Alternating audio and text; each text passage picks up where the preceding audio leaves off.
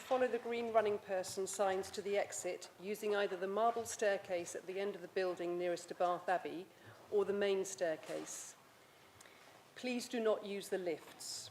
The assembly point for this building is in Orange Grove on the green outside Browns. There is an evacuation chair for use by disabled people who so wish in the corridor outside the Council Chamber Public Gallery. Alternatively, the area at the top of the marble staircase has been designated as a safe refuge where persons needing assistance should assemble. Thank you. Thank you. Do we have any apologies for absence? Yes, we do. I've received apologies from councillors Paul Crossley, Grant Johnson, George Leach, Matt McCabe and Anne Morgan. Thank you. Thank you. Do we have any declarations of interest? None received. Can I just check if there are any declarations from the room? No. Thank you. Next item is the minutes from the 20th of February meeting. Can I see somebody propose their correct record, please? Thank you, Councillor May, and the seconder. Thank you.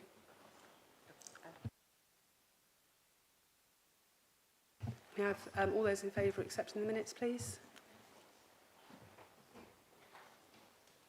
Okay, thank you.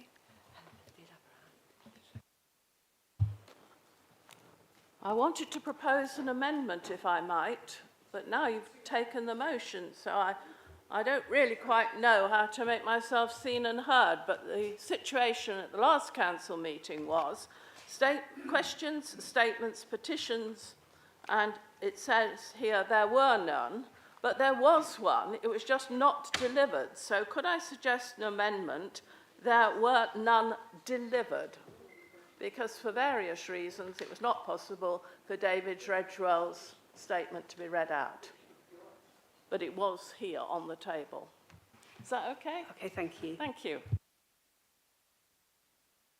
You have moved and seconded to approve the minutes in the current form, and actually I know there was the issue with David Redgewell's statement, but it didn't get received in Democratic Services, so it didn't actually happen at the meeting. It was circulated afterwards, but that was a record of what happened at the meeting. That's precisely what I'm saying. It was not delivered. That's what happened.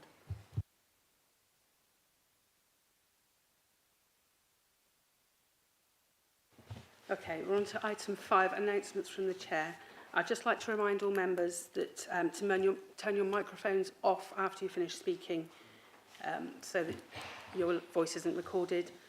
Also, if your battery light starts to flash, if you can make yourself known and somebody will come and replace the battery, please don't use the microphone next to you, as the camera isn't actually set for that microphone. Can I also remind all members to turn their telephones to silent? And I'd also like to make the following statement on behalf of all group leaders.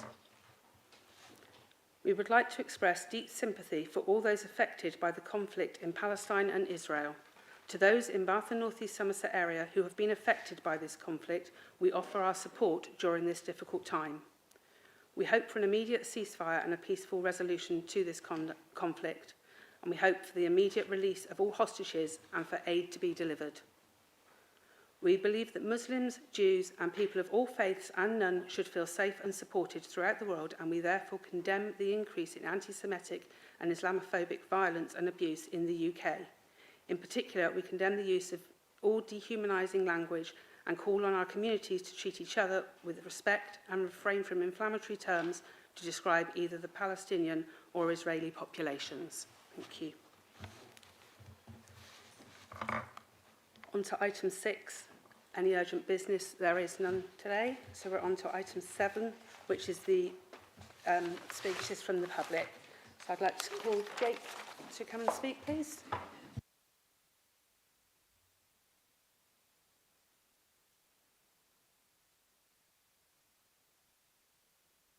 Dear Council, care experienced young people from Bath and North East Somerset have noticed how many other councils have adopted care experience as a protected characteristic.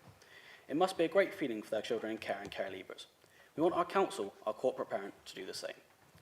Recognising care experience as a protected characteristic can empower care experienced people to live the life they want to live, without judgment or stigma, to build lasting and meaningful relationships, and to create a sense of belonging and inclusivity. Discrimination against care experienced people is called careism. This is something felt nationally and locally, and the time to change this is now. We noticed firsthand how much of society struggle to understand this. Even all the negative statistics and poor outcomes hang over care experienced young people and may hold us back and create a negative image. We want to feel like our council is moving away from misunderstanding care experience and fighting against a culture of deficit and stigma. This would be unacceptable for any other disadvantaged, underrepresented or vulnerable group. We think that adopting care experience as a protected characteristic could create a culture shift and a powerful statement of intent, and a good sign of parenting and good corporate parenting, which challenges oppressive language and jargon, for example, which can be alienating. Such othering can mean care experienced people can be left without a voice. If council agree to adopt care experience as a protected characteristic, then this could be an important first step towards redressing discrimination. We think that bringing forward the motion and then agreeing to adopt care experience as a protected characteristic is an excellent way of demonstrating how seriously you take your corporate parenting responsibilities. Addressing some of the equality imbalances is important because equality is everyone's business. If care experience is adopted as a protected characteristic, more services in our area we live in could recognise us, hear us and believe in us. We do not want to feel alone, we want to feel belonging. We could benefit from more opportunities if this motion is passed. This motion is all about change. Too often we do not see enough change that serves care experienced people for the better. We could blame others for failings in the system, or we can in our own small way take responsibility and do things differently, the Baines way. Please be better corporate parents for us and consider adopting care experience like a protected characteristic. Thank you. Thank you, Jake. Can I call Terry Galloway, please?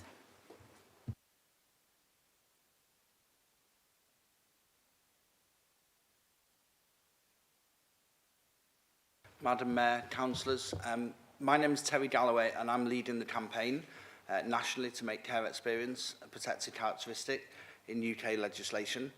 I was at a funeral one time, just so you know, I grew up in care myself, and by the time I'd left care, I'd lived in over 100 places.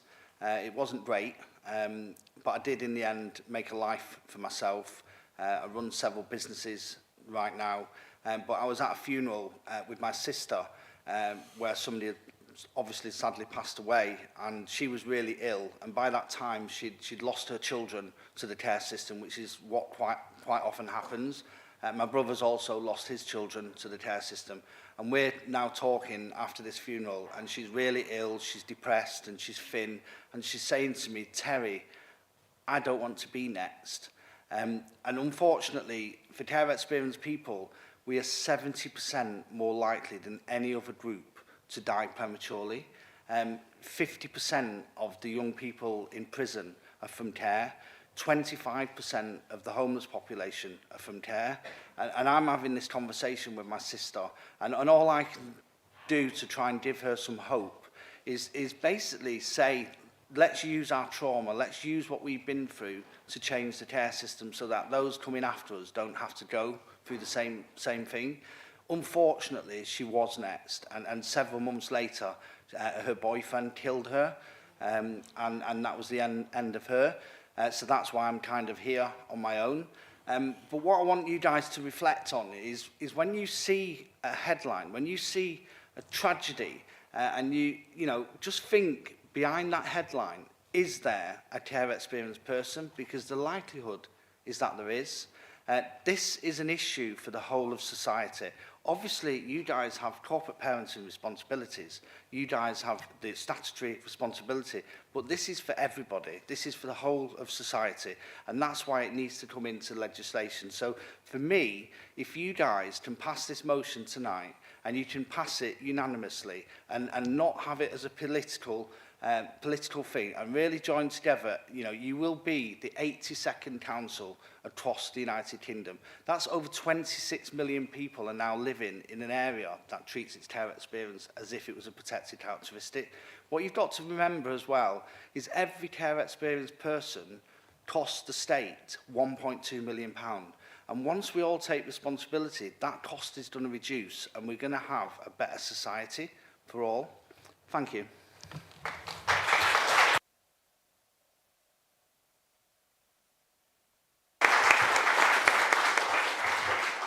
Thank you, Terry. Can you just hold on and see if you've got any factual questions? Sorry. Councillor Guy, do you have any factual questions? Thank you, Chair, and thank you, Terry. And on behalf of the whole council, please pass on our thanks to Jake for being brave enough and bringing this really important issue to us this evening. So thank you very much. Councillor Moss, any factual questions? No factual questions, but like Kevin, thank you to both of you for coming along and giving your insight. Councillor Hughes, any factual questions? No, thank you for your statement, but no factual questions. Councillor Warren, any factual questions? Thank you so much for coming. Must have been difficult. Thank you. Councillor Wright, any factual questions? I just wonder how your identity, you feel that might be changed through the process of having this characteristic put in place if you were a young man. For me, it's about the system design and the process of making decisions. The reality is yes, this will make it a protected characteristic, but the hope is that the system will change around us and we won't have to actually declare, because the system will just be fitting for us. It won't have the barriers that we often face, and that is the hope. Thank you very much. Cheers. John Morgan.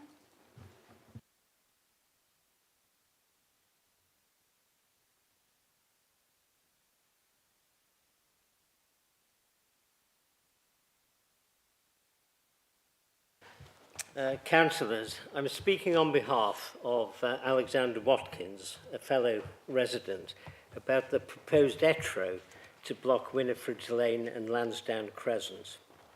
I'm John Morgan, and in a nutshell, this is a prime example of what has occasionally made LTNs so unnecessarily controversial elsewhere in the UK.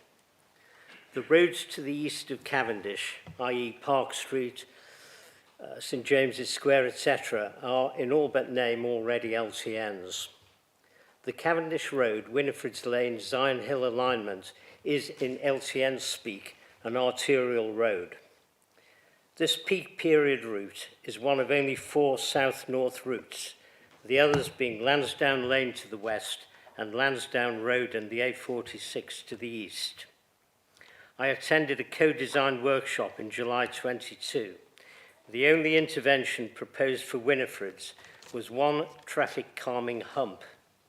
But 17 months later, with no more work apparent, we have this incendiary proposal dropped on our community. No baseline studies, no risks identified, no mitigating measures. It seems that the council is choosing to proceed with closures to create chaos and be non-compliant with its own LTN policies, rather than select more appropriate solutions. This experiment with more congestion and pollution could endanger the safety and health of school children and the medically vulnerable. I represent the voices of hundreds, if not thousands, of locals. They are up in arms. Residents who know the area well, yet residents your consultants have meticulously excluded.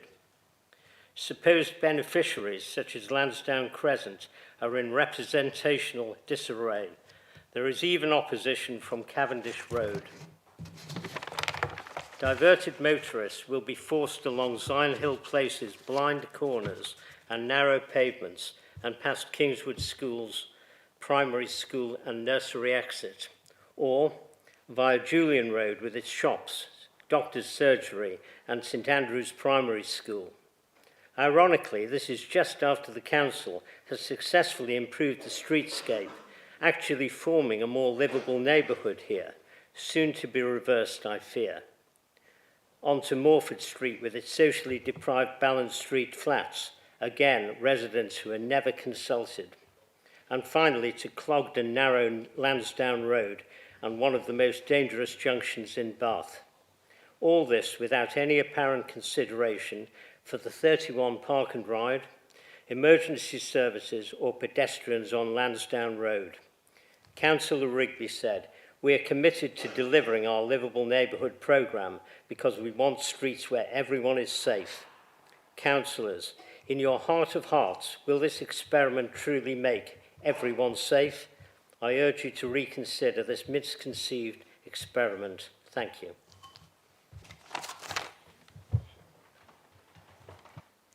Thank you. Councillor Guy, any factual questions? Thank you, Chair. No factual questions. Councillor Moss? Give your statement, but no factual questions. Councillor Hughes? Thank you for your statement, but no factual questions. Councillor Warren? Yes, please. Do you feel that this will be beneficial to your health or not? Affect me at all.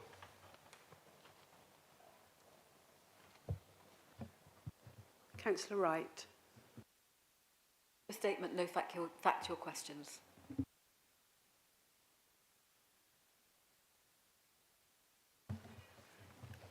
Chad Allen?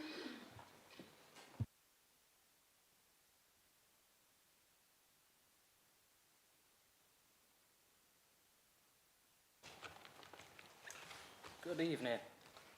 We need to build our green spaces up, not take them away. So obviously, you've got trees like this being covered in ivy.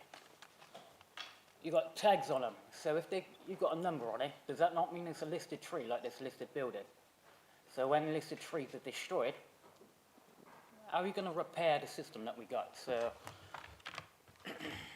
if the wildlife ceases to be, how would we survive as a human race? The red areas on this map are where English ivy has taken over the whole of their country and destroyed a lot of the natural habitats. So England's not on this map, but I don't know why it isn't, because it's bloody everywhere. Everywhere you look, train, bus, cycling. I don't know what's going on. Like, why does nobody care about the planet and where we live? So you're on about building back better. If you're not building back better, you're not putting nothing in the ground and you're always digging it up. How is that going to solve the problem? There's a lot of recycling being chucked everywhere. Why don't you put it back in the ground and build back better? So you've got a pathway behind Locksbrook Pub. So again, with the council, why does no one make the pathway safe for everyone to walk? So you must have at least half a metre that's covered by ivy and cracks. So people are having to walk past each other. You've got cyclists coming each way and nobody can actually walk there, but that path is actually maybe another half a metre wide. If the council workers actually do something, and you would see that the people would then be happy, you know, because they can walk down pathways without being obstructed with, yeah, oh Christ. Yeah. Councillor Guy, any factual questions? Thank you, Chad, but no factual questions. Councillor Moss? No factual questions, thank you. Councillor Hughes? Thank you, Chad, but no factual questions. Councillor Warren? Councillor Wright? Your questions. Luke John Emmett?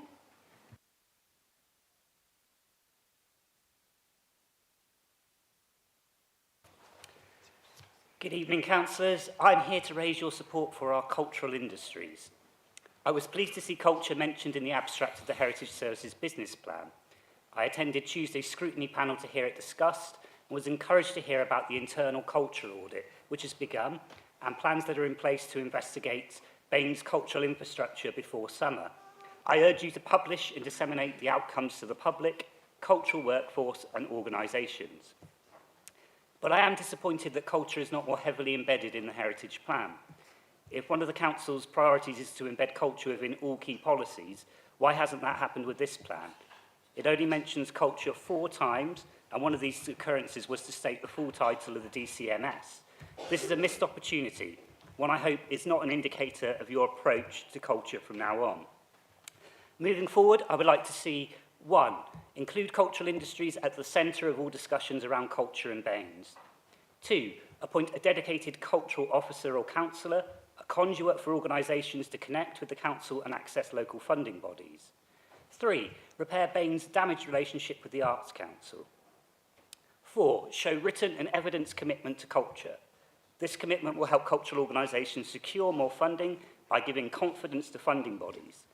In the 2015 Cultural Strategy Review, there was an ambition to set up a Cultural and Creative Investment Board, which had representatives from the Arts Council England, Baines, Heritage Lottery Fund, local enterprise partnerships and members of the cultural community. Would it be possible to revive this idea? 5, create a revised, ambitious, cohesive and fit-for-purpose cultural strategy for Baines in partnership with local stakeholders. 6, work with local stakeholders to engage with WECA and access cultural funding and help tie in with the WECA Cultural Compact. 7, the lead officer told Tuesday's corporate scrutiny panel that heritage services are looking for investment from high net worth individuals. Can you use the same approach to provide some arts funding in Baines? And finally, I dare to dream of a future where this council once again has a dedicated arts and culture budget and shows a sustained and ongoing commitment to culture in Baines. This is possible when you leverage the resources that you have available to you, namely a world-leading city with an extremely passionate and dedicated cultural sector who are keen to help you. Thank you. Thank you. Councillor Guy, any factual questions? No, Chair, but thank you for your statement. Councillor Moss. Yes, I've got a question. Thank you for coming along to the scrutiny panel on a Tuesday, Luke. Do you know when the last time the council actually had either a strategy for or meeting with individual artists, and when we actually gave out grants or commissioned work from artists and makers within Baines? The cultural strategy finished with the kind of close of the arts department, which was 2017. So that was phased out over 3 years under the previous administration. So since then, I would say we haven't had any kind of cohesive support for the cultural industries. There's been ad hoc things that have been done, and obviously we're really appreciative of that, but what we need is an overarching structural strategy. Because what we're talking about is workers within the cultural industries. That's what it comes down to. So myself, I'm freelance, I'm self-employed. One of 72% of the freelancers that make up theatre workers, which is compared to 16% within the rest of the economy. So there's a huge amount of us within the cultural industry. So it has a knock-on effect. And I think as well with education, we saw the report this week that's come out that said that 47% fall in people taking up art subjects at GCSE. So not having a cultural strategy and kind of a joined-up thinking in place impacts a lot more, I think, than just those of us that work in the sector. Thank you. Councillor Hughes. Thank you for your statement, but no factual questions. Councillor Warren. No, thank you. Councillor Wright. Councillor Helgers. Thank you for your statement. How much do the cultural industries contribute to the local economy? Huge amount. I think the last Arts Council report, it was 7-point-something billion pounds a year, I think. I need to check that figure. But basically, it equates to, for every £1 that's invested in arts, it brings back into the economy between £2 and £7. So it's a huge amount we're talking about. So I don't think there's any other industry that can say that they bring that much back with a small amount of investment. And to give you an idea, like the total cultural fund that was cut in 2017 was £433,000. So we're not talking millions of pounds, but that money then leveraged other money to come back in from the Arts Council and other funders. So, you know, even a small amount of money can make a huge amount of difference to the sector. Thank you. Thank you for your statement. Bob Goodman.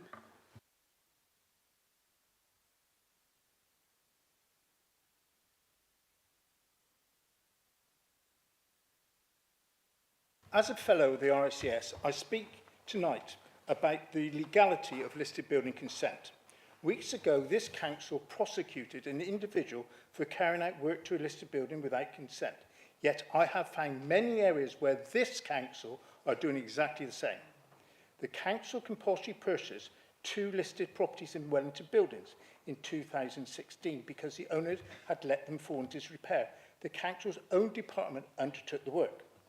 My first involvement was by a member of the public who contacted me to say, why are they putting on concrete tiles on listed buildings? And I was told that was a mistake. The pan tiles were put back on. At that time, despite significant work being carried out, no listed building consent at that time had been applied for. Last year, I surveyed an adjoining house and I was horrified to what I saw. I looked at the consent and found many discrepancies. I wrote to the planning officer to point out that they had cement rendered walls, cement pointed walls, blocked up windows, etc., etc. It was confirmed to me all my observations were correct and consent had not been approved. I also indicated from photographs taken before and after that ceilings of lath and plaster were in fact replaced by plasterboard. However, this work has never been confirmed to me as being the case, and I ask why. I have emails confirming all the work will be reinstated by the council unless Leicester building consent can be obtained. In a recently scrutiny panel, an officer said that the work would be carried out by ADL, and that is quite bizarre. Bear in mind the council's own department finished the work, and then, when they could not sell it, it was transferred to ADL. I asked the question, why did ADL solicitors not investigate listed building consent not being obtained? And I was told it's not for the council to comment on, it's ADL. The fact that ADL is wholly owned by this council seems to be irrelevant. I would estimate the cost of the work to be in excess of £200,000, and we as residents have to pay. I met senior staff with Councillor Blackburn and was promised there would be a fully independent inquiry and not involved by the council. Several months later, I was told that would not happen as an independent inquiry had happened in 2018. I have not been sent those investigations to see if that is correct and what was the findings at that time. No officers were reprimanded, and these are criminal offences. I fully expect English Heritage, Bath Preservation Society and surveyors to ask questions. There should be a fully independent inquiry held in public so the facts of this deplorable episode are out in the public domain. Depending on the finding, action must be taken against all council officers who have tried to sweep this under the carpet. These criminal acts are not going to go away. We have recently seen the post office debacle. Just like Mr. Bates versus the post office, I am not going away. Thank you. Councillor Guy, any factual questions? Thank you, Chair, but no factual questions. Councillor Moss? No factual questions, but thank you, Rob. Councillor Hughes? Thank you. Could I defer to Councillor Blackburn, please? Thank you. It's clearly a serious issue, but do you know of any other properties where the council have carried out work to a listed building without consent? I asked that that the officers should investigate other areas and look into works which were done around the same time. I am aware that there is a property where over £300,000 was spent on a listed building without consent. So the answer is yes. Thank you. Councillor Warren, any factual questions? Thank you, Bob. Obviously, this was done during our administration, and I had no idea that this had gone on. It's making me smile down there. Do you know when, or indeed if, any elected members knew about this? Because I feel it was a little bit hidden from us, to be honest with you. Quite frankly, very simply is no, I don't. I do have confirmation from officers that the previous administration had not been informed at all, and I was the planning cabinet member, so that is quite shocking that I did not even know. I don't know for certain this administration has been told, but interestingly there was a question at cabinet from Councillor Ross to Councillor Roper, and there was very much a textbook answer to that. So obviously the cabinet, the existing cabinet, will have to say whether they've been informed or not. Thank you. Councillor Wright. Thank you. What is the significance that officers have not confirmed the lath and plaster ceiling has been replaced with plasterboard? I'm a bit confused. It is a huge situation. The reason I am concerned about that is that if you carry out any work to a lath and plaster ceiling, you have to carry out the repair like for like. And in fact, it is in the consent which was finally given for that to happen. In my opinion, the original ceilings were lath and plaster. I've seen pictures to that effect. The ceilings now are so flat they must be plasterboard. The cost of doing those ceilings, which I haven't included in that 200,000, will probably be as much as 40 or 50,000 a property. Thank you, Bob. Emma Owens, please.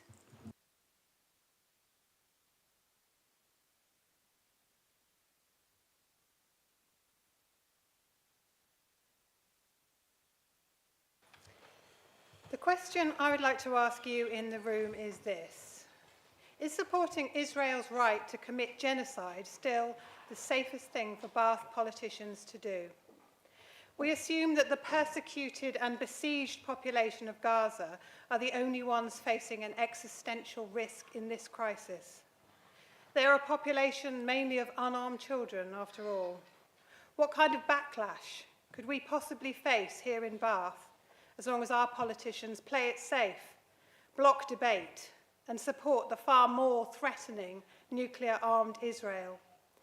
It is only Palestinians dying, after all. It isn't our babies, it's not our children, and it's not our grandchildren. It might feel immoral to stand by as people are killed on an industrial scale, are starved or are forcibly displaced, but it is the line of least resistance until, as US Ambassador Linda Thomas-Greenfield in the UN stated, we reach a final solution to the Palestinian problem. We have got used to it being safe for our politicians to ignore the moral quagmire embodied in the State of Israel. We can all agree that we don't like military occupation and that apartheid is a cruel and racist system. We don't agree with populations having different legal systems or with children being imprisoned and tortured without trial. We don't like settlements, or settlers for that matter. We can also all agree that Netanyahu is an obstacle and that his governmental colleagues are less than ideal. They should not be using genocidal rhetoric or starving and murdering so many children. Nevertheless, our politicians stand with Israel because to do something else feels dangerous and too controversial. But things can change quickly. We are told we are the pre-war generation. We too can be occupied. How can we argue that our occupier has no right to starve us in Bath or cut off our water or kill our children or demolish our homes, schools and hospitals? On what basis? Which international laws do we live by and therefore hold others to? What do we think the future holds as the cold winds of a crashing global economy start to blow? What if the election and huge public anger change our politics? What happens if our moral authority is drained away? Will there be a reckoning for those on the wrong side of history as this tinderbox of war flames out of our control? Will justice be restored and the guilty punished? The truth is we do not know. In closing, future populations, your children, your grandchildren will want to know, where were you? What did you do when the Palestinian people were being so cruelly exterminated? If you are wise, you will prepare your answer now.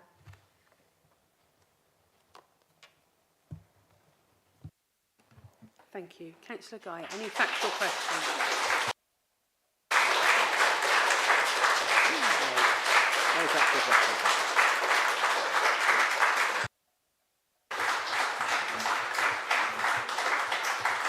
Councillor Moss, any factual questions? No factual questions. Councillor Hughes, any factual? Thank you for your statement, but no factual questions. Councillor Warren. Thank you. Councillor Wright. Thank you. Do Baines councillors have any legal duty to prevent or avoid complicity in a genocide now that the International Court of Justice has said that South Africa have produced a plausible case that Israel is committing genocide against Palestinian people? Yes, we are subject to the Genocide Convention 1948, which has been incorporated into our domestic law. And that obligates us to not only punish crimes of genocide, but prevent them. And we have been put on notice by findings of fact in the Court of Justice, which have found that there were statements of intent by senior members of the Israeli. They mentioning senior officials stated that Palestinians were human animals, for instance, making Gaza a slaughterhouse and erasing the Gaza Strip completely. Therefore, we are on notice and we do have that obligation. Thank you very much. Marie Duffy, please.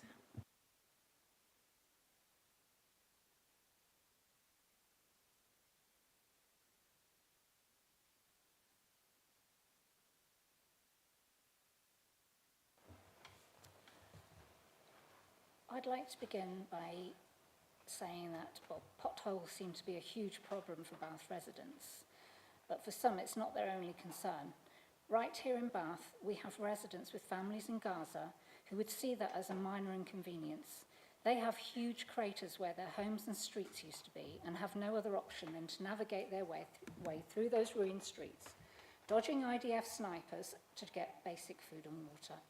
In the refugee camp in Rafah, basic humanitarian aid is being blocked by Israeli settlers who are rejoicing, singing, and even holding barbecues just meters away from where the children are dying of starvation. Imagine then what it's like to be a Bath resident with family in Gaza and still have to carry on working, living, or studying despite the enormous grief and worry that you have to shoulder. When arriving at the decision to reject the motion, did the monitoring officer or chair not think about the 14,000 babies and children who have been slaughtered? Did the faces of the 30,000 orphans in the refugee camps covered in dirt from being dug out of the rubble, or the haunted faces of the starving children not enter their thoughts? To dismiss the peace motions put forward as out of order and not relevant is shameful. The statement issued by Bath Council regarding the ceasefire fell way short of what other councils have done. They won't be remembered for sitting on their hands. Bath Council has refused to act as other councils have done in calling for a ceasefire. There is live streaming of mass slaughter filmed by the victims themselves that can be watched on every TV, laptop and iPhone all over the world. The shocking evidence of the humanitarian crisis and war crimes committed by Israel, as well as the ICJ's guilty verdict, has global coverage and just can't be ignored. It was stated that the Council is keenly aware of the impact on local individuals and communities and will listen to what they have to say. Is that true? We have had fortnightly rallies and vigils where the Palestinian speakers have given personal accounts of family tragedies and spoken about how vulnerable they are feeling, yet no one from Baines, aside from our Green councillors, have attended or even engaged with the residents affected. There was the opportunity to use your voices and join the global call for a ceasefire, and it was rejected. By removing our democratic right to debate on the ceasefire, you've effectively silenced the residents of Bath. It is not and never has been a time for both siding or repeating platitudes about peace talks. Clearly, Netanyahu does not want peace. He only wants Palestine, and at any cost. Thank you.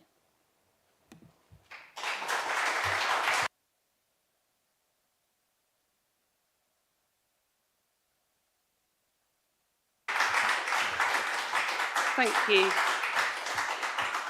Councillor Guy, any factual questions? Thank you for your statement, but no factual questions. Councillor Moss. No factual questions. Councillor Hughes. Thank you for your statement, but no factual questions. Councillor Warren. No, thank you. Councillor Wright. Thank you for your statement. No factual questions.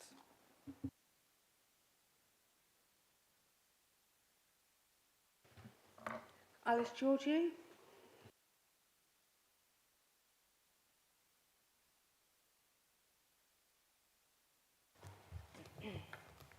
I am here this evening to talk to you about the conflict in Gaza and to ask you to use your public platform as elected representatives of the people of Baines to show your solidarity with the people of Gaza and call for an immediate and permanent ceasefire in the region. Why is this important to and for the people of Baines? The answer to this question is very simple. It's important to uphold democracy and the pillars of democracy that the people of Baines have elected you under to represent them in this county. Democracy cannot exist without the rule of law, and Israel has been breaking international law for decades. And with its occupation of the Palestinian territories, it's now breaking international law by committing war crimes against the people of Gaza, much of which has been documented and live streamed into our homes day after day after day. As elected representatives, it is your duty to uphold the rule of law and condemn those who break it. Public recognition of and support for the urgent need for an immediate and permanent ceasefire in Gaza will go some way towards fulfilling that duty. By the end of October 2023, 76% of the British public supported a ceasefire in Gaza, and it's likely that this is reflected in the majority of BAME's constituents. In fact, with the continued brutality people have witnessed being inflicted on Gaza over the months since October 2023, it's highly likely this figure will have grown. As people across the country participate in the democratic process and show their strong support for this conflict to end immediately, it is important that their voices are heard and acknowledged by their elected representatives. What we're faced with is undoubtedly one of the great moral and humanitarian catastrophes of our time. And the human cost is immeasurable, and the aftermath of this, those who have experienced the horrors will never recover from. But the implications of this catastrophe stretch beyond Gaza and are eroding the very foundations of any democracy in any country whose representatives choose to ignore the rule of law and the democratic process and continue to stay silent in the face of extreme and brutal violence against an innocent population. The question for the people of BAMES, therefore, must be, if any elected representative is unable to condemn the actions of Israel, the Israeli government, in the strongest terms, what else will they allow to happen? I believe the people of this county expect their elected representatives to show their moral and political integrity by making a statement of solidarity with the people of Gaza and urging the UK government to impose immediate sanctions on Israel until there is an immediate and permanent ceasefire in the region. Thank you.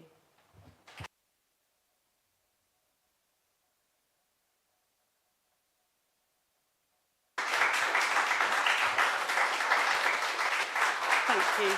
Councillor Guy, any factual questions? Thank you for your statement, but no factual questions. Councillor Moss? Thank you for the statement. No factual questions. Councillor Hughes? Yes, thank you for your statement, but no factual questions. Councillor Warren? No, thank you, but thank you for your statement. Councillor Wright? Thank you for your statement. No factual questions.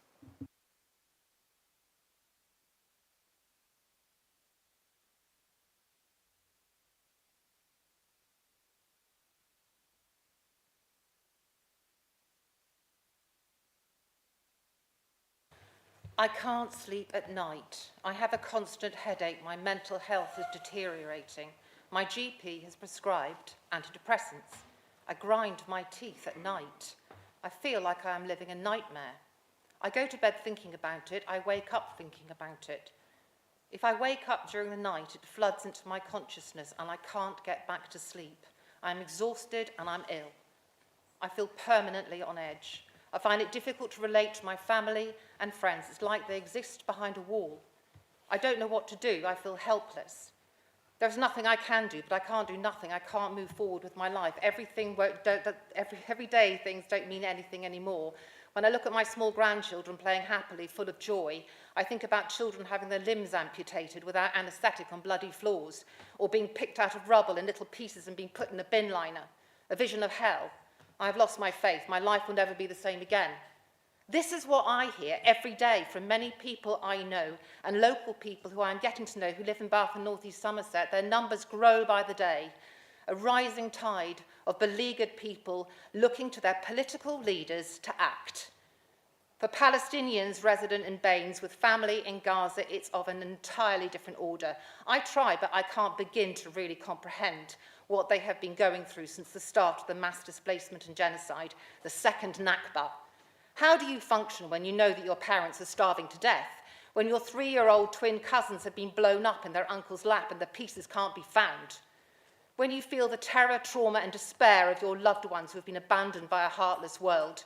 When you feel utter helplessness and hopelessness? I have no idea. I can't comprehend the level of alienation that they feel and the cruel realisation that the vast majority of politicians, whether on a national or a local level, simply don't care.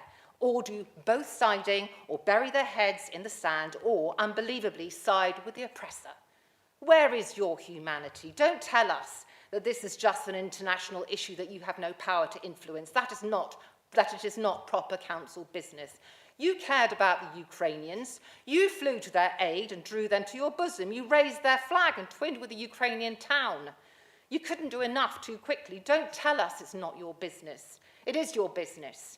We are your constituents. We voted you in. We put you in power. Our mental health is suffering, and we are terrified by the prospect of a so-called democracy that ignores the will of the people.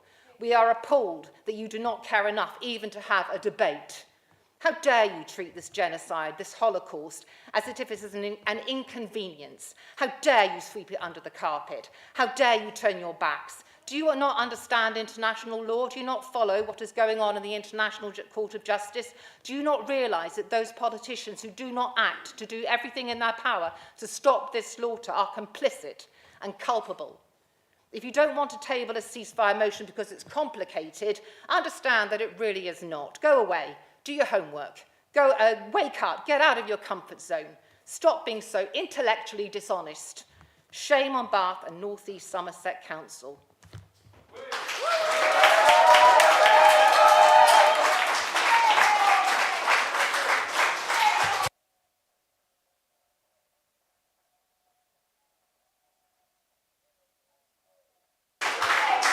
Councillor Guy, any factual questions, please?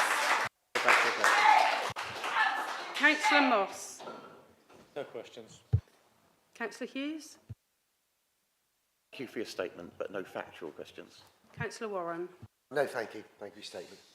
Councillor Wright. Thank you for your statement. No factual questions.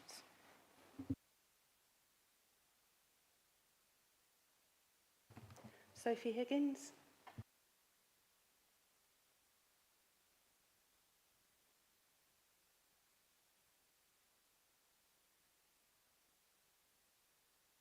Can I just point out before you start that I'm reading on behalf of Jahina Balaut, who can't be here because of Ramadan and grief. She's a Palestinian student in Bath. Okay. In the sorry, I didn't realise you started the time. Yeah, could it start again?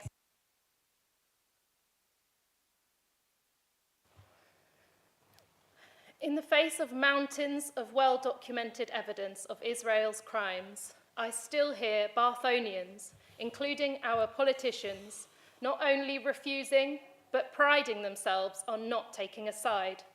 They issue statements of neutrality with half-hearted condolences for the victims and wait for their gold stars. They say they are on the side of peace, but peace itself is not a side. It is the outcome of choosing the right one, the reward for standing with the oppressed against the oppressor. The reality is that since its inception, Israel's existence has relied on the infringement of Palestinian rights. In the Nakba of 1948, they slaughtered thousands of Palestinians and displaced hundreds of thousands more to form their nation. Over time, they continued their land grab by establishing settlements illegal under international law, stealing homes, demolishing communities, instilling apartheid, enacting a siege, and erasing Palestine through endless occupation. Demanding peace without holding Israel accountable for disrupting it is meaningless. It becomes a euphemism for accept the status quo, settle down, watch as your life and land are slowly ripped from your arms, feel grief, feel anger, but never rock the boat. Peace is incomplete without justice. So, if you truly stand with peace, you stand with Palestine. As comfortable as the both sides narrative is, it simply does not apply. When we're talking about genocide and ethnic cleansing, assigning blame is not divisive, it is necessary. Fervent neutrality is not only vain, but deceptive and self-serving, especially when it comes from our politicians. If you are too afraid to take a stand, that's fine, but don't call yourself a pacifist when you are a coward. The longer we have to bear witness to genocide, the easier it becomes to lose hope. But I find the strength to go on in how firmly we have stood our ground and what a formidable force the movement for Palestine liberation has become. As a Palestinian student residing in Bath, I am not naive to the power of the forces we're up against. I'm not unaware of how much they've stolen. They've stolen our culture, our land, and our lives. But there's one thing they can never take from us, and that is a cause worth fighting for. That is the truth. That is our morality. Our governments can buy them every bomb under the sun and issue endless statements of support, but they can never gift them a position on the right side of history. That is the fire that keeps us going.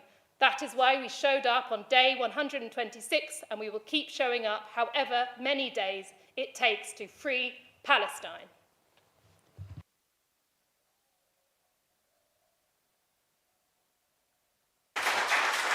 Thank you. Councillor Guy, any factual questions? Thank you, Chair, but no factual questions. Councillor Moss? Councillor Hughes? Thank you for your statement, but no factual questions. Councillor Warren? No, but thank you and no thank you. Councillor Wright?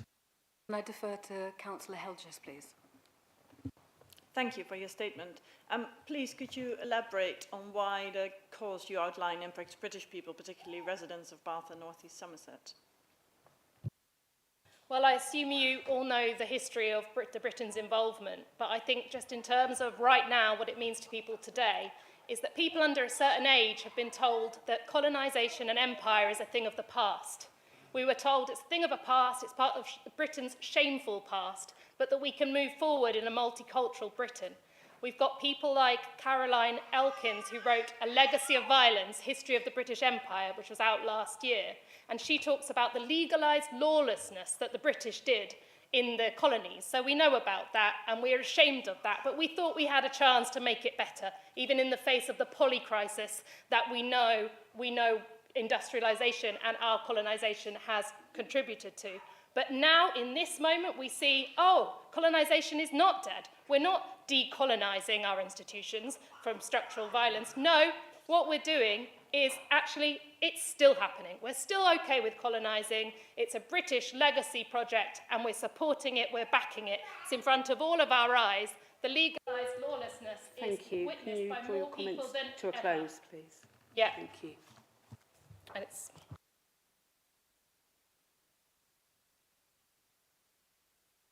Thank you very much. Our final speaker this evening is Mohammed Al-Rosi.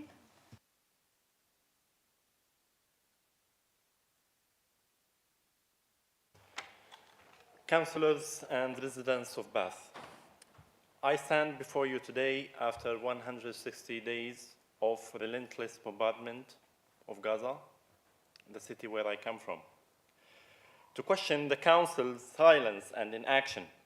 The International Court of Justice has considered the legal case put forth by South Africa against Israel, recognizing the plausibility of genocidal acts.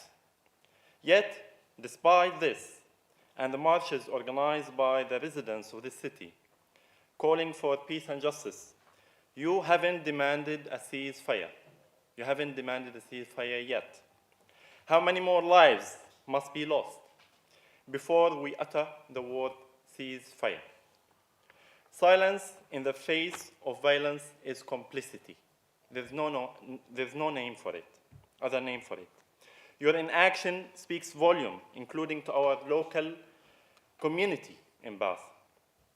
The residents in Bath who have tirelessly advocated for a ceasefire must feel a profound sense of defeat and alienation from democratic processes they believe in. Their voices, echoing cries for humanity and justice, seem to have fallen on deaf ears. The repercussions of silence extend beyond the damage caused in Gaza. They seep into the fabric of our city, eroding the trust and social cohesion that bind us. When you neglect the call for a ceasefire, you are not only turning away from the suffering of the people in Gaza, but you are also turning away from the values that we claim to uphold too. You are telling our citizens and residents that their efforts for peace and justice are futile and their voices do not matter. This council has a responsibility. It has the responsibility to reflect the conscience of our community. It should represent us. By abstaining from calling for a ceasefire, we are not only failing the Palestinian people in Gaza, where the death toll includes a significant number of children and women, but we are also failing our own principles and values of human rights. How can we strengthen our commitment to social justice and ensure that we live in peace with ourselves first and with the values we cherish? It starts with recognizing that justice is not passive. It requires action, courage, and willingness to stand up for what is right, even when it's difficult. I urge this council to take a definitive stand for justice, call for a ceasefire in Gaza, and show unwavering support for the protection of human lives and dignity.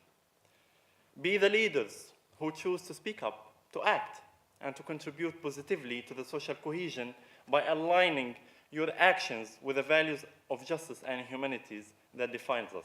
Thank you.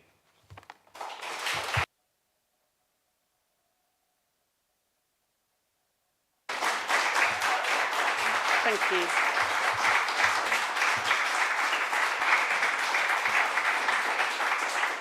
Councillor Guy. Any factual questions, Councillor Guy? Thank you, Chair, and thank you, Mohammed, for a very passionate speech. Are you aware that the Chair at the beginning of the meeting, on behalf of all the group leaders, has called for a ceasefire in Gaza? I'm not aware of these developments. Yes. But thank you. Is it a conclusive? It's coming from all parties? It is, yes. Unanimous. Okay. Thank you.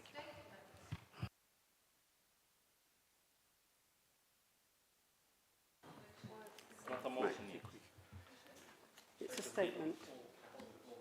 Yes. Councillor Moss, any factual questions? Thank you for the statement, but no factual questions. Councillor Hughes. Thank you for your statement, but no factual questions. Councillor Warren. Thank you, but no thank you. Councillor Wright. Defer to Councillor Ross. Thank you, Mohammed, for your statement this evening. I'd just like to ask a question, how the lack of consensus in calling for a ceasefire has personally impacted on you as a Palestinian from Gaza and also a resident of Bath and North East Somerset.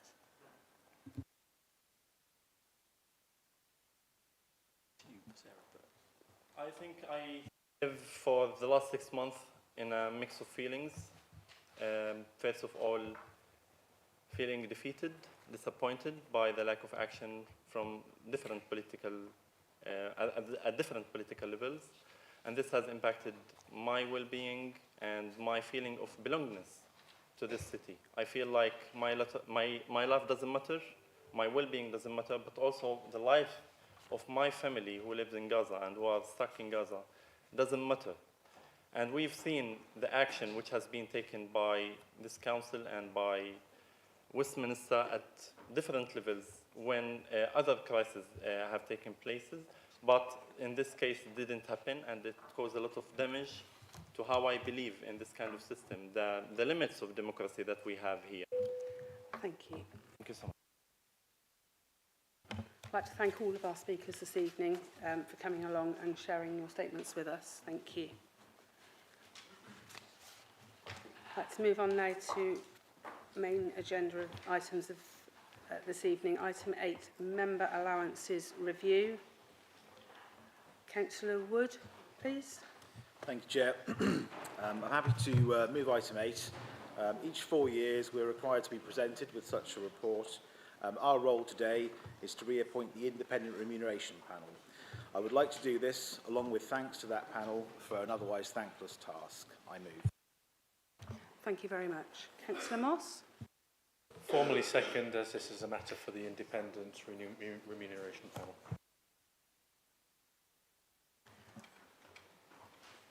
Thank you. I've not seen anybody wishing to speak on this. Oh, Councillor Hedges. Thank you. So free car parking is available to all councillors through My Permit. 16 councillors hold a paper parking permit. Car parking expenses are not mentioned within the documents on councillors' allowances, even though this could potentially form a substantial allowance. As a new councillor, I was not informed of a paper parking permits, and there appears to be a discrepancy between those who were told and not told. This is unfair. Councillor Hedges, that's not the item we're debating. We're debating the member allowances review. It is related to that. It is. Is it? I will also submit this to the monitoring officer, but I wanted to mention it in this meeting. So the Green Group wants a review of car parking allowances and how councillors are informed of this substantial allowance as part of the member allowances review. Thank you. Are there any other members wishing to speak? No? I'd like to then move forward to the vote on this. All those in favour? Oh, sorry, I didn't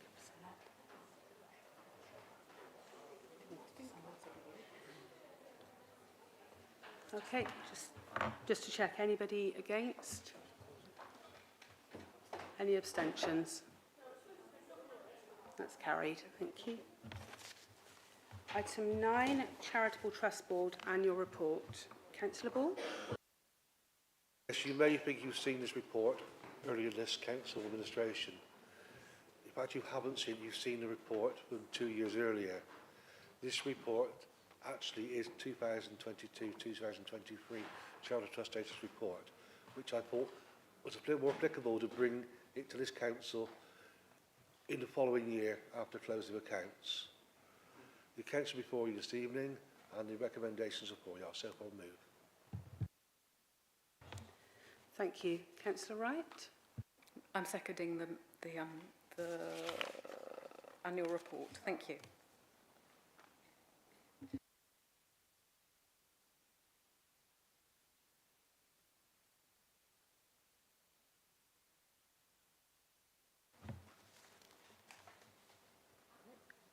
Sum up. Do you want to sum up on anything there, Councillor? We'll move straight to the vote. All those in favour, please.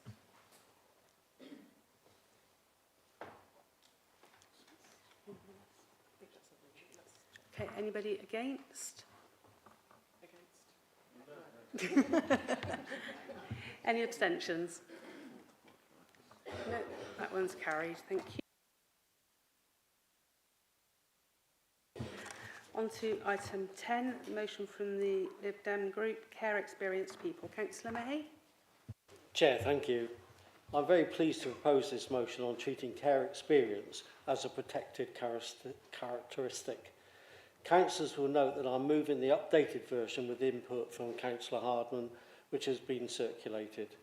We have many new members in this council chamber, and I'm sure you will remember from your induction that all elected councillors and our officers take the role of corporate parent to children who are in our care and care experienced young adults in Bath and North East Somerset. Our duty as councillors is to do everything we can for those children and young adults. We should be asking whether the support and services we provide would be good enough for my child. It's increasingly being recognised that the expectation of independence at 18 leaves young adults with less support at a very challenging time. This has been described as a cliff edge, which puts them at greater risk of health and mental health problems, homelessness, poverty, and even coming into contact with the criminal justice service. With this in mind, local authorities are increasingly looking at enhancing the support provided to young adults as they transition to adulthood.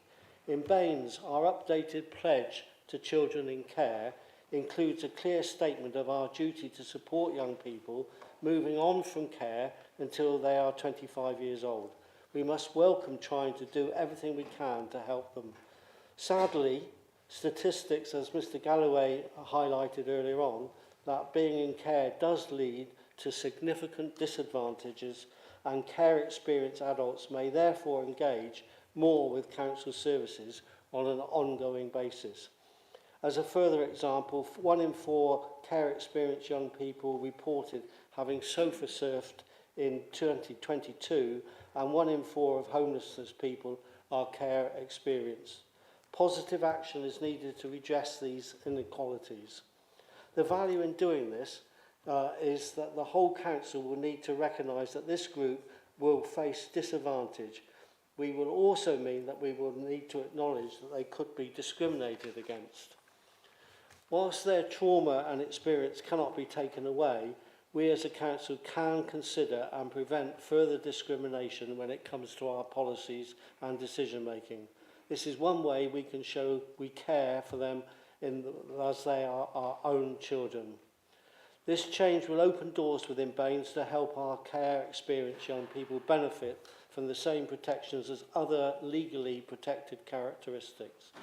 If approved this evening, we can contact other organisations to seek their agreement as well in the Bath and North East Somerset area.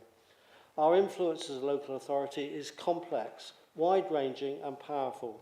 There are many ways we can help these children and young adults, whether it is advice, housing, jobs, social care and apprenticeships, etc. Indeed, there are many other ways we are trying to help, or through the local offer, exemption from council tax, signing up to care experience friendly employer and work with partners. I'd urge all councillors to join the corporate parenting group meetings that we hold on a regular basis to learn more and track our progress on these matters. We've heard this evening from 2 speakers who have experienced the care system, including here in Baines. Thank you to Jake and to Terry Galloway, who came all the way from Nottingham to share his experiences tonight, and they're more powerful in their arguments than I can ever be.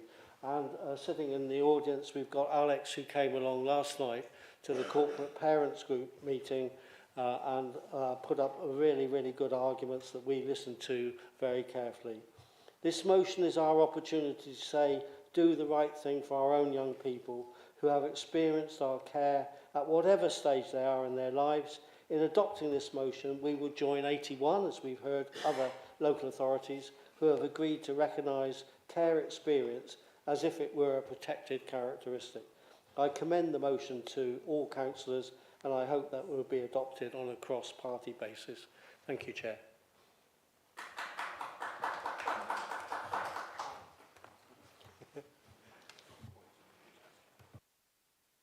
Thank you, Councillor May. Councillor Hardman. Thank you, and thank you, Councillor May, for such a very positive explanation and debate as to why we should adopt care experienced young people as a protected characteristic. And I'm pleased to second this motion because as champion for children looked after, it is a rightful thing for me to do. And what are protected characteristics? That hasn't been mentioned, but they are aspects of a person's identity that make them who they are, for example, race, age, paternity and gender. And we've heard why we do need care experience to adopt this as a protected characteristic. We've heard very, very eloquently that care experience has a lifelong impact on life incomes, and I do very much appreciate Jake and Terry Galloway for explaining very clearly what the impact is. I too have the same figures, so I'm not going to go back over them again, but it does illustrate very clearly what poor outcomes many care experienced young people have. And if you look at our motion, Preamble 8, the public sector duty requires public bodies such as councils to eliminate unlawful discrimination, harassment and victimisation of people with protected characteristics. This motion would give such added support and protection to our care experienced people, giving them the same legal protections against discrimination. And as has been mentioned, we do give support as a council to our care leavers, 18 to 25-year-olds and 18 to 21 and certainly up to 25-year-olds get a personal advisor and a social worker if they need to. But a personal advisor is not the same as having a parent, and which is why we need this motion making care experienced young people and care experienced people a protected characteristic. Many care experienced people, I've done some research on this, and what they say is having this motion would put them on a more equal level with everyone else in society and make life a little more fairer for them. It would provide greater authority for employers, businesses, public services and policy makers if this care experience protected characteristic was in place. And importantly, our final paragraph in the motion encourages us to listen to the voices of care experienced people when developing new policies and practices. And as Paul has said, we are in good company. I thought it was 73. I'm very pleased it's now 81. Other councils across the party have adopted this motion, so I urge you to support this. Thank you. Thank you. Councillor Ball. Thank you. This is rather personal to myself. After taking 3 grandchildren out of the care system a number of years ago to learn to have upbringing, it is important that all young people have the right to be recognised equally. So much of society discriminates against them once they've been in the care system at all. No matter how short a period they're there, it's there for the rest of their lives. And I do appreciate the impassioned speeches given this evening so far. I would say a lot more. I'm recovering from illness and can't speak more in a couple of minutes, but I do really appreciate this, and every child deserves a chance, every young adult deserves a chance in life. No matter what it's their right to be recognised equally in society. Thank you. Councillor Jackson. Thank you, Chair. I wondered if I could just share 2 stories because they underline the incredible importance of this motion, which I'm so glad is being proposed to the Council and hopefully will go through the Council. A little over 20 years ago, a child was placed with our family with a view to adoption. He was 6. He couldn't read or write. He'd been shifted from one school to another with long pauses in between, and he was terribly behind for his age. His possessions seemed to be following him round in 6 black poly bags, and I've often thought, what must the psychological effect have been to have your stuff wrapped up, put in a bag, and then on you move to the next placement. Sadly, the adoption didn't work out, but what had happened to that child now? At the other end of the scale, when I was in Lancaster, we had a student who'd pitched her tent behind the college. We let her use the staff facilities for warming up food, taking a shower and so on. She was in care. She had no family to support her. There were no fees, of course, in those days, but what little money she had to live in a tent.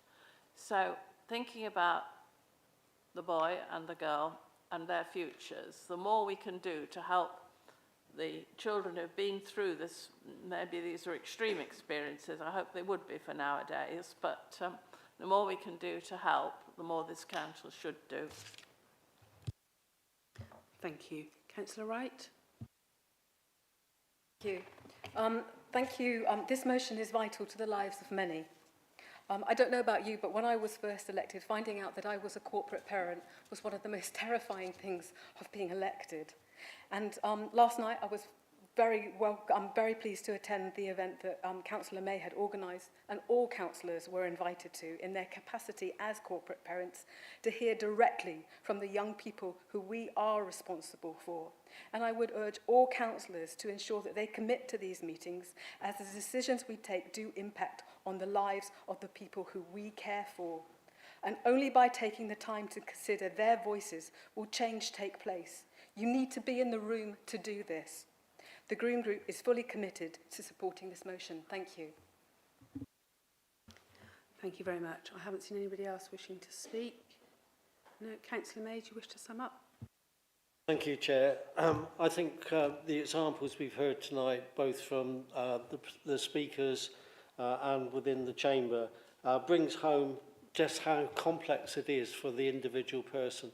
We have a system, and that system, everybody in that system cares, and we've got our staff here tonight who are listening and engaging in an effective way, because it is important that we actually do recognise that being in care and care experience is a real issue moving into adult life. And this is going to be something that's going to help those young people a little bit more in the better in the future. And it will act against discrimination. And I'd very much like to support the idea and ask the Council to support it as well. Thank you, Chair.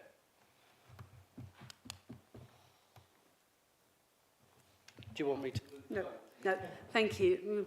Move on to the vote. All those in favour, please.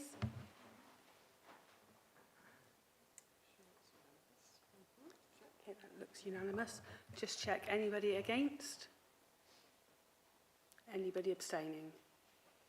No, that motion is unanimous. Thank you.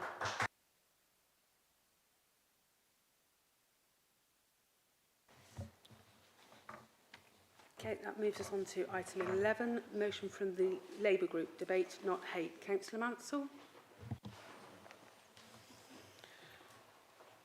Thank you, Chair. For me, debate not hate, this is not something I thought I would ever have to do. So I put this motion to you with a heavy heart. Sadly, the Local Government Association census showed that 7 in 10 councillors have experienced abuse and intimidation in the last 12 months. 1 in 10 experience abuse frequently. We could ask how this encourages anyone to stand for election and what an example to set to our young people.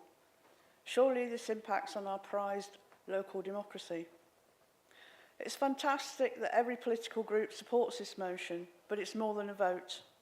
We need to see concrete action to protect all our current councillors and ensure that potential future councillors feel safe to stand for election. Most important is to raise awareness and monitor the situation in Baines.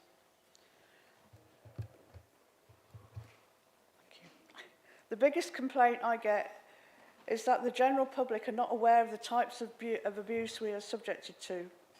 What is really important is that people across Baines feel they are safe from intimidation to speak publicly and ultimately represent the views of their residents.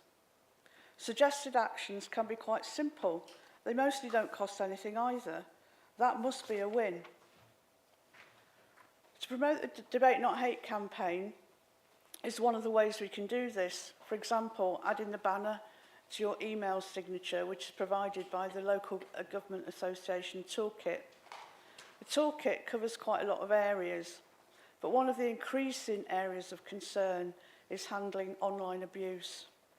It gives a set of rules to give all users a clear code by which we should operate, with a clear statement that users can be blocked or posts deleted if they fail to participate in a civil manner. The LGA have produced an infographic. I'm not sure whether you can all see this. I'll hold it up.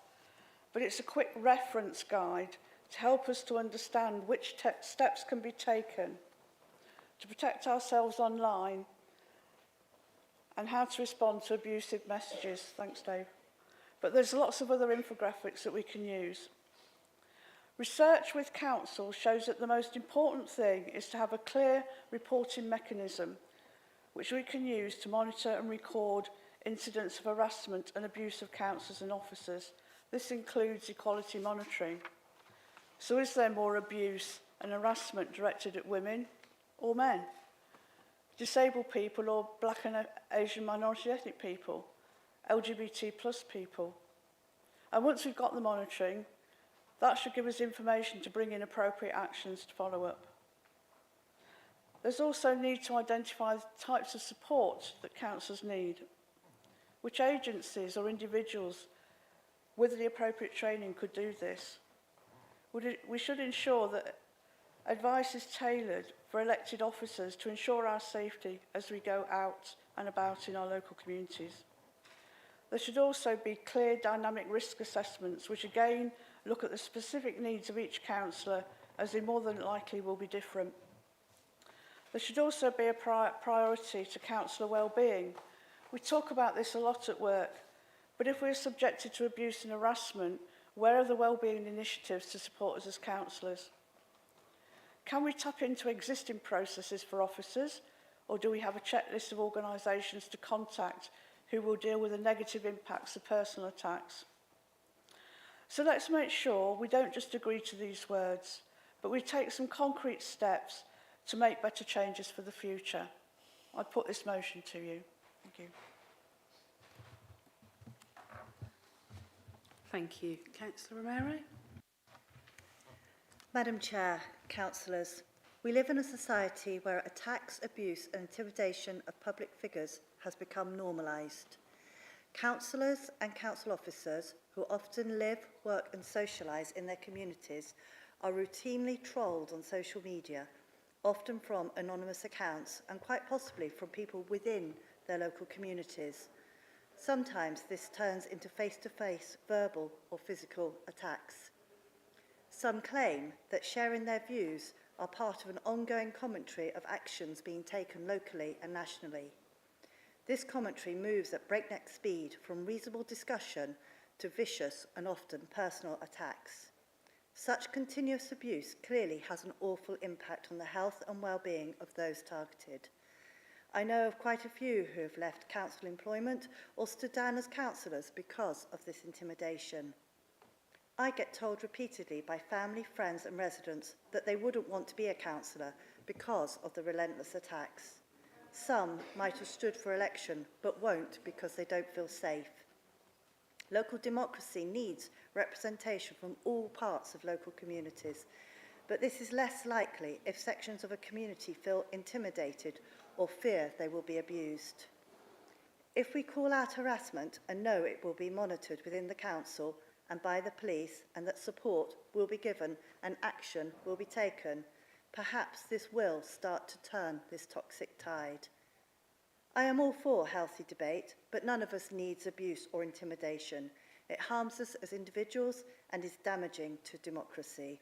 I urge all to support this motion and to support the LGA's Debate Not Hate campaign, and I so second the motion.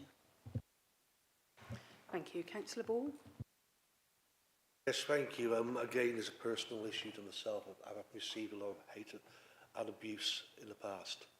A number of years ago, when I was doing the planning system, as a member of that, I looked to bring in the first traveller site in Bath North East Somerset, realising that was one deficit we actually had. And we took out a complete survey of the whole of Bath North East Somerset to find a suitable site. We looked at some areas where people thought they shouldn't have people like that living next door to them. Not what I believe. I had threats to my life coming in through that debate. Very little support from the council at the time, as I was pushing this forward. I was determined that we actually openly looked across the whole area. I wasn't going to be intimidated, we continued. Notes pushed on my door, emails sent, hate online. It actually shook me quite a bit after that. Support wasn't there at the time, and I do believe it should be there today for any councillor of any level to be able to actually carry out the duties as a councillor to actually achieve what they believe to be delivered and not suffer personal abuse that comes for trying to do something on behalf of this council and the communities. It's also important that we protect people who speak in this chamber as well, have a right to free speech as well, and be able to say things. So I've suffered as well, so I'm aware a few others may have as well. Thank you. Thank you. Councillor Warren? Yeah, thanks for that, Tim. Similar to you, I've not had death threats. However, I've had physical threats in the past. You better watch your back, and etc., etc., etc.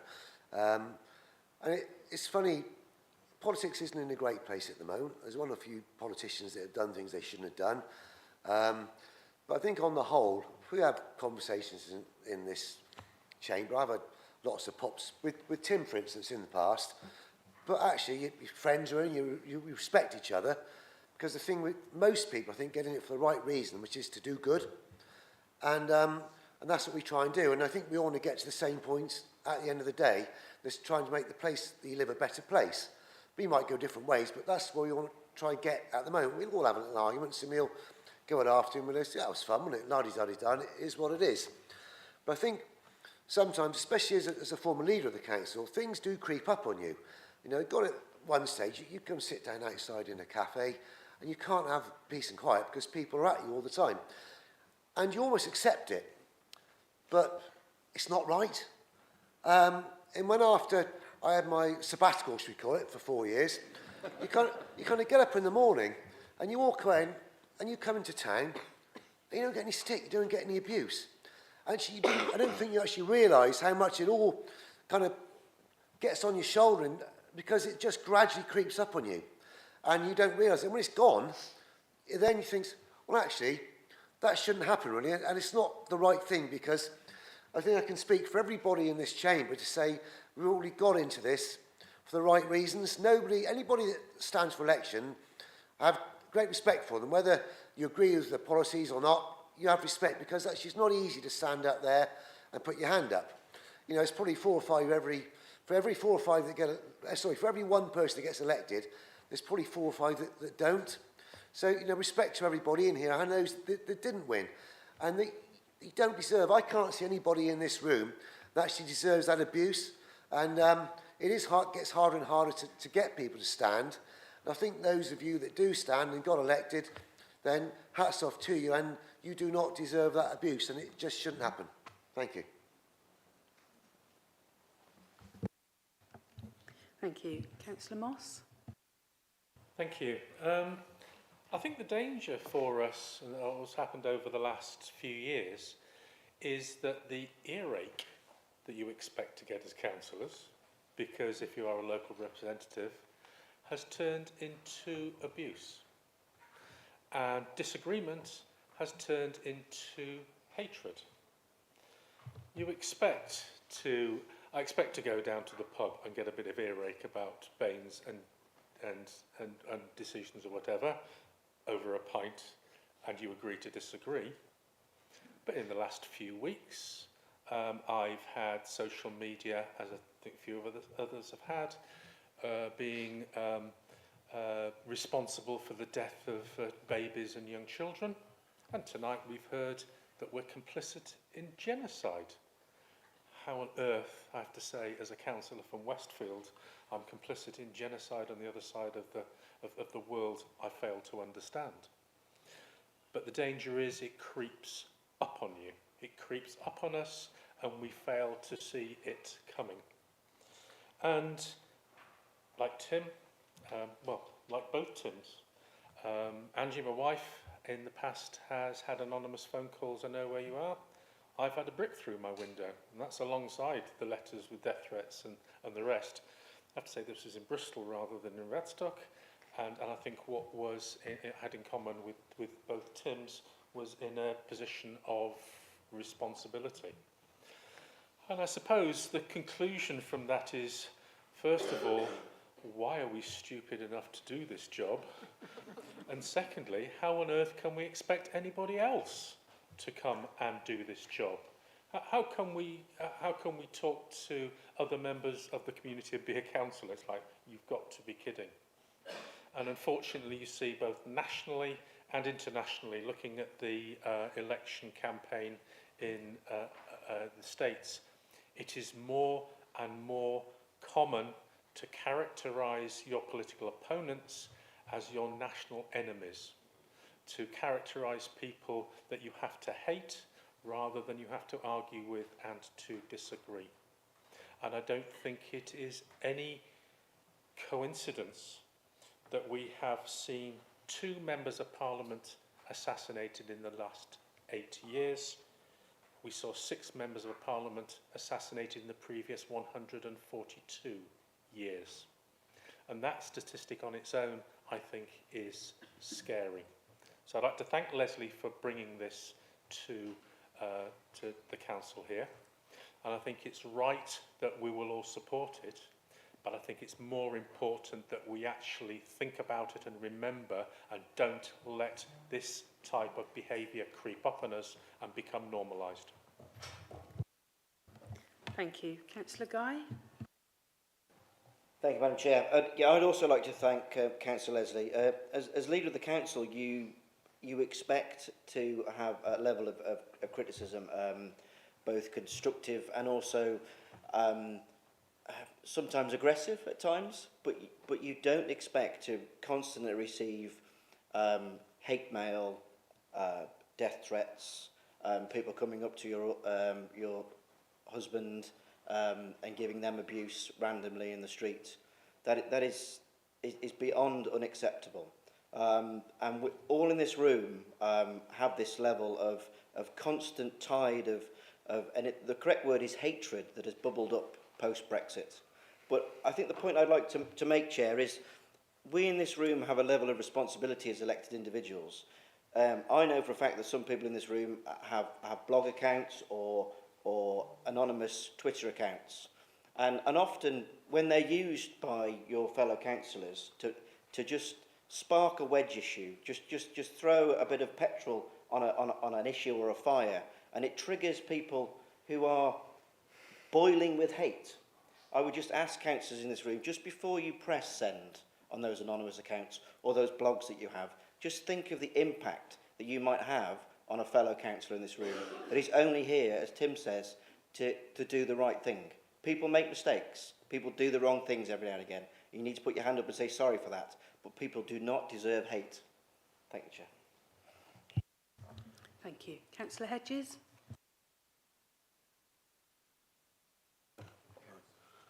When I was first elected in '99, something special happened. There happened to be 3 married couples in the Lib Dems. There was me, my wife, Tim and his wife, and Councillor Roberts and his wife. We had a very good campaign. We got lots of councillors elected. We went over home after being here for hours and hours and hours. Got home to find that our children's pet rabbit had been killed, cut in half put on the back doorstep, half put on the front doorstep. I nearly walked away from the council then. But with help from Tim and other senior councillors at the time, I didn't. I might have been a councillor for over 20 years now. But that's not the only time. I mean, people watch you. I mean, they watched me at one point. People were watching me leave the house and then ringing my wife and giving her abuse on the phone because of something I may have said or may have done as a councillor. You go to the police and you say, this is happening. Oh, well, we can't prove anything because you've got no evidence. And it was the same with the rabbit thing. So, we'll send a few cars around.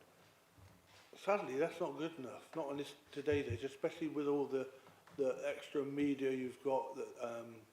And some of us own surgeries. We've been owning a surgery for over 20 years in Olddown. We've had some close calls with some residents up there, but we now have a surgery where we have locals come in and drink cups of tea and cups of coffee. There's always more than one person there, and we made a point of that this time because you have to look after number one. You have to. And I'm really pleased to see this motion at full council, and I will support it. Thank you. Thank you. Councillor Jackson? Sorry, thank you, Chair. Yes, I think we're all in Councillor Mansell's debt for bringing this motion to Council. But I am also very much in debt to the members of the party the other side, because 10 years ago I got very serious death threats just before Joe Cox was murdered. If it had been just after, I'd have been even more frightened. And my poor son was, fielding these calls. Okay, he was in his 20s, but he was horrified, went off to Canada and has never lived in this country again. I think the answer to Councillor Moss's question, why do we do it? Why do people become councillors?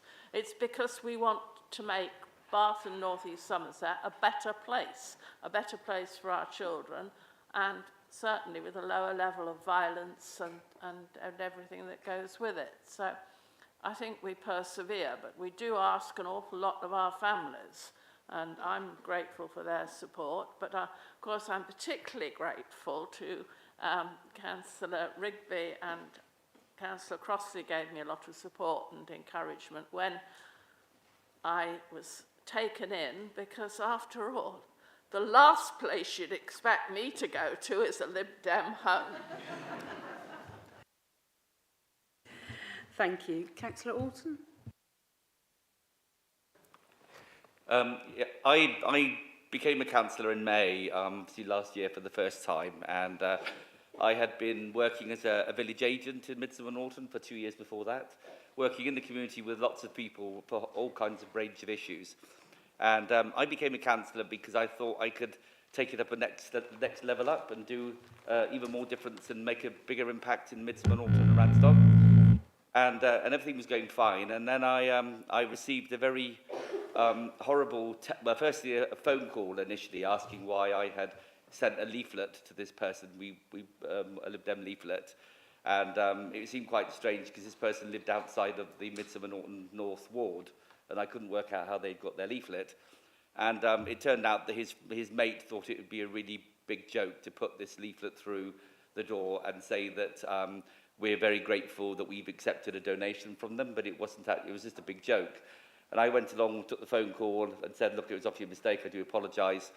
And then I received a very, very frightening text from this person, basically wishing me dead, commenting on my weight, and I was just very shaken by it because I wasn't really expecting that for what I was trying to do in Midsomer Norton. And obviously colleagues within the Lib Dem party were very supportive of me, and it's something very new for me, and I wasn't really expecting it, because all I want to do is to make a difference in my community and to work with all the other parties and you know, make a difference in whichever way I can. And so for me personally, I will definitely be supporting this this motion because I think it is so important, and I will be looking at the LGA website to see what resources I can use as well. So thank you. Thank you. Councillor Rigby? Thank you, Chair, and thank you, Councillor Jackson. I remember our fish pie evenings with a lot of fondness. I think it is a shame that a lot of us around here can share war stories.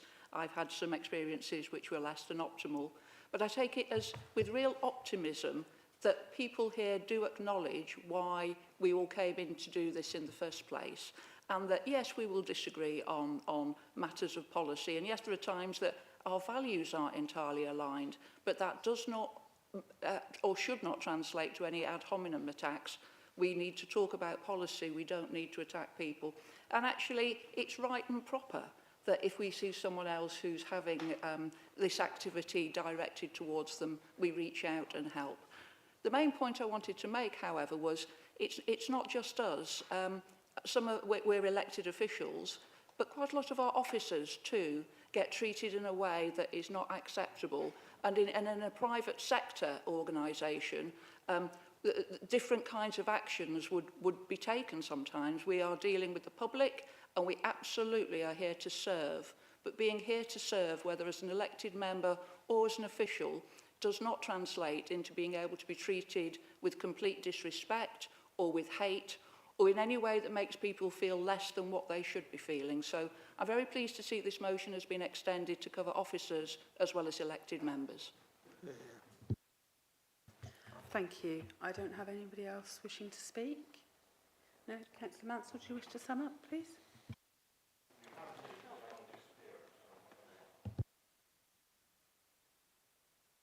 I didn't see you indicate, sorry. I'll do it now then. There you go.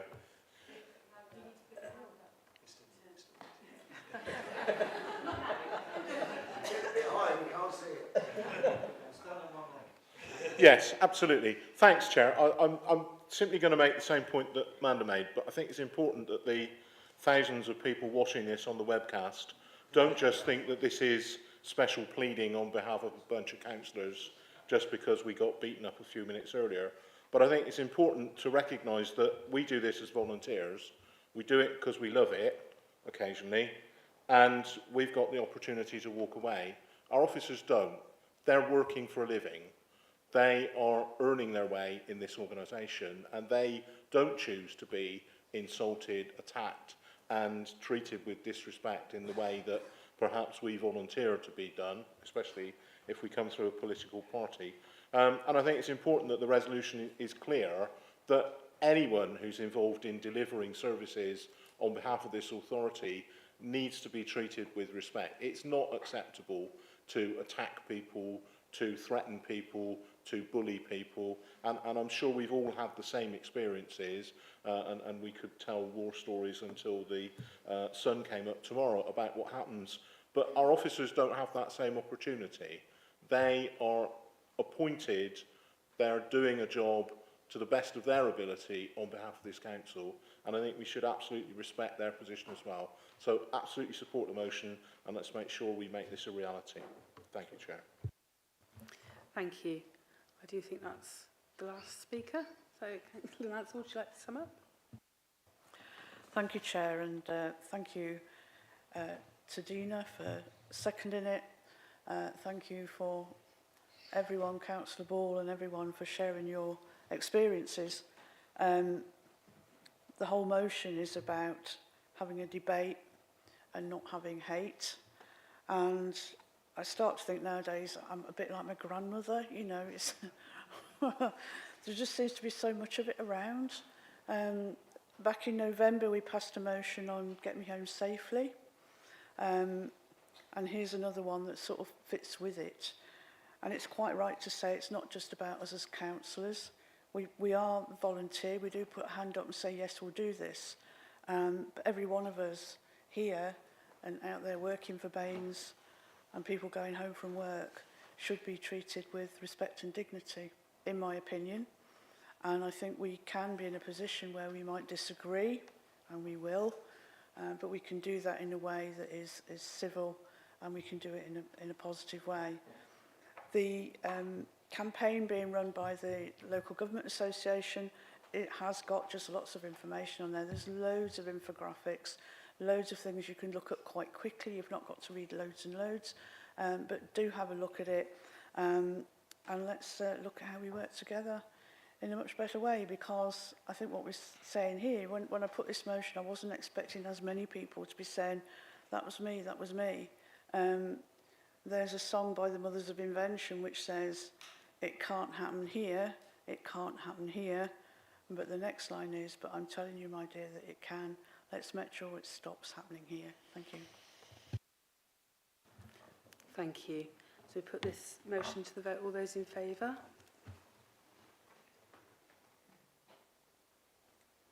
Yep.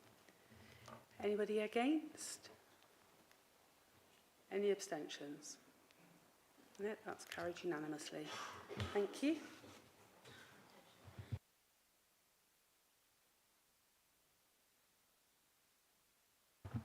On to item 12, questions and statements from councillors. Councillor Wright. Thank you. The Green Group tabled a motion for peace to be debated at this full council. This motion was rejected and we were told it was out of order. The Greens were told that motions must be about matters for which Bath and North East Somerset Council has a responsibility or which affect the council, its functions, its area or part of it, or the inhabitants of that area or part of it. In 1.5 of the Baines Constitution it states, political groups represent their communities and bring their views into the council's decision-making process, i.e. become the spokesperson of and for their communities. Tonight we have heard from many local residents about why the motion for peace matters to them. In my opinion, this council has failed in its function of responsibility to its inhabitants. Last week, I visited the newly opened Keynsham recycling depot and asked questions to officers about the cost of buying and selling the waste generated by our residents. It was clearly stated that the prices Baines has to calculate are affected by the volatile market, which presently is being affected by the conflict in the Middle East. Again, it is clear that out-of-order motion relates directly to a matter for which the Baines Council holds direct responsibility, rubbish, and the cost of it. Or am I missing the point of spending 34 million on a new recycling centre and the work that it undertakes? We all know that local democracy is the grassroots of what we do in society, and that's why we are councillors. It would appear that all political groups support the government to deliver devolved power to give citizens more power to ensure that decisions are made closer to the local people, communities and businesses they affect. And our role is to ensure that the voices of local people are heard. Residents are urging us to communicate with the Prime Minister and the Secretary of State, emphasising the urgent need for a ceasefire in the Middle East. this request stems not only from the economic impact of the conflict on our community, but more importantly, from our shared humanity. As humans, we are seeing great suffering. The suffering mostly of women and children on both sides of the conflict that is causing death, destruction, and starvation. Our humanity as councillors is not an economic equation alone. Our humanity as councillors is to ensure that a message of solidarity is sent out loud and clear, that it is unacceptable to, as the UN Resolution 3318 states, attacking and bombing the civilian population, inflicting incalculable suffering, especially on women and children, who are the most vulnerable members of the population, shall be prohibited, and such acts shall be condemned. Other councils in the UK, like Burnley, Sheffield, Liverpool, Bradford, Oxford, Midlothian, Preston, Aberdeen and Kirklees, haven't just talked about the conflict in Gaza, they have acted by passing motions. We live in serious times, and this requires we step up our leadership at a local level. I'm nearly finished. I urge you, Chair and Deputy Chair, to reconsider your position on the peace motion sent to you by the Green Group and ensure that it is tabled at the next full council, clearly showing that the statement that you and all political group leaders have made tonight is more than gesture politics. Thank you. Thank you. Councillor Guy, any factual questions? Absolutely not, no. Councillor Moss? No factual questions. Councillor Hughes? No factual questions, thank you. Councillor Warren? No, thank you. Okay. As part of the item, the questions and responses were circulated to all members previously. I believe Councillor Guy has a follow-up statement he wishes to make to Councillor Dando on one of the responses.